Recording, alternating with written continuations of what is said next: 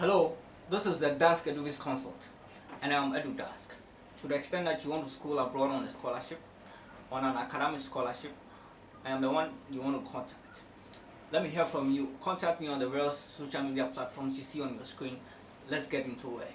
I can't wait to be of help to you. But until then, I want us to look at the study of physiology to explain the fundamental mechanisms that operate in a living organism and how they interact. There are dimensions to physiology. Has to do with the brain, the nerves, and how they are responsible for your thoughts and sensations. The heart and arteries give life. The liver and veins are attributed to nutrition and growth. Both the mental and spiritual vigor depend on your physical strength and activity. And so there's that interdependentness. The strength, your physical strength and activity is dependent on your mental and your spiritual vigor, vice versa.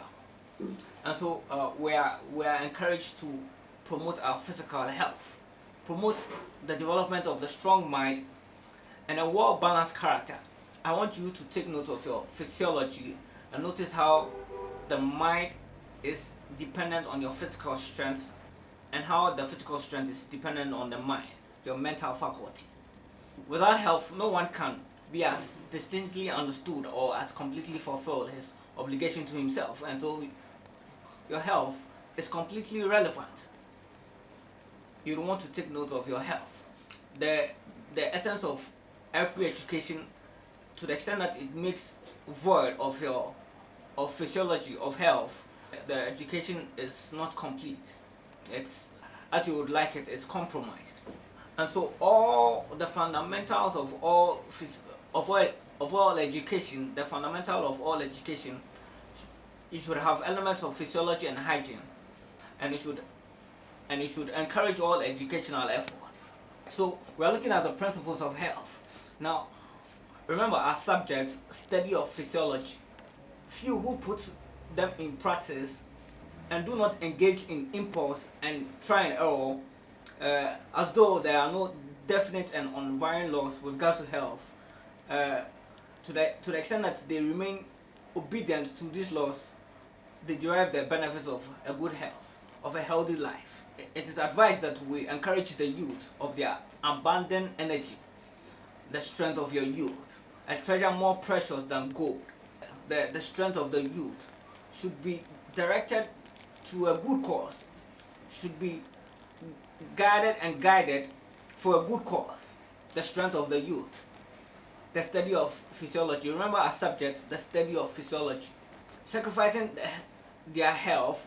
When the youth sacrifice their health in pursuit of the glories of the world, the study has it that it is not advised. The youth should be encouraged that while they pursue the pleasures of the world, they should take into consideration their health. They shouldn't sideline the health principles.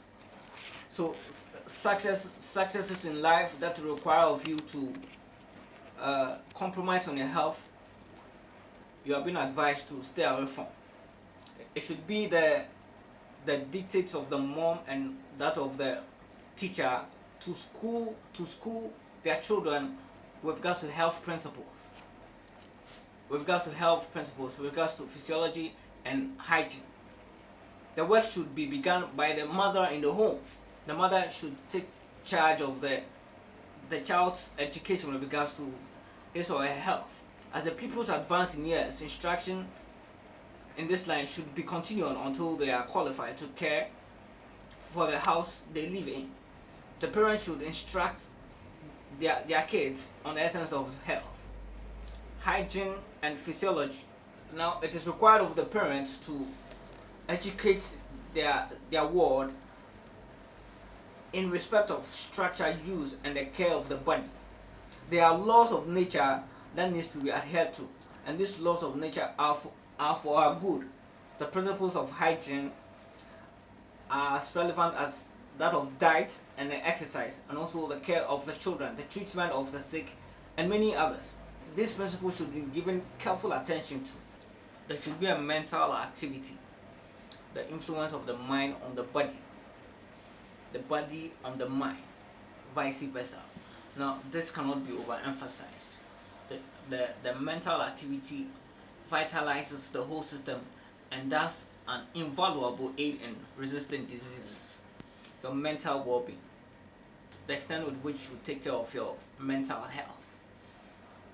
There's the power of the will and the importance of self-control.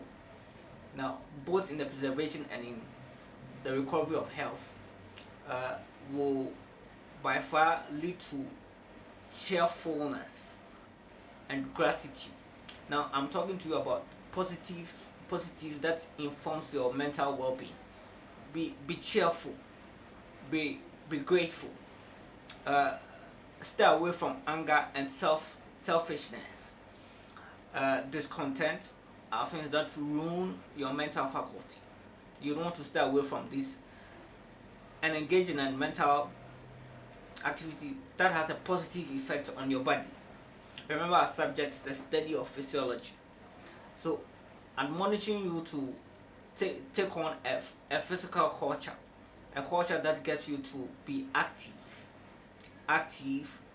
that you are having a positive impact on your mental health, the development of right habits. Check it out. Four principles with regards to the study of physiology. The first point is correct position. Now, be advised that as a student, as a people, when you sit, you have to sit uprightly. You've been created with an upright nature, that you stand uprightly, you sit uprightly, that you have an erect bearing. That is the nature of your creation. That you have a correct position, either in sitting or in standing. Check out your correct position. Your sitting and standing habits. Sit up with your back straight and your shoulder back. Your buttock should touch the back of your chair, and all the three curves of your body should be present while sitting. The second principle I'm sharing with you has to do with respiration and vocal culture. Respiration. Now, I am admonishing you to check your breathing pattern. Go through a breathing control system that rather aids in your respiratory system. Breathe properly, and breathe in and breathe out.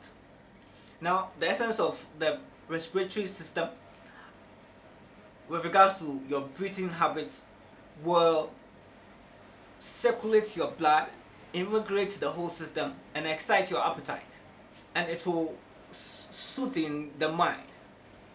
Such practice will have a positive impact on your respiratory system. Now, we are looking at the vocal culture. Now, did you know that the extent with which you practice or you train your voice, it has a positive impact on your physical culture, and that breath, as you will have it, will expand and strengthen your lungs and ward off against diseases. The essence of respiration.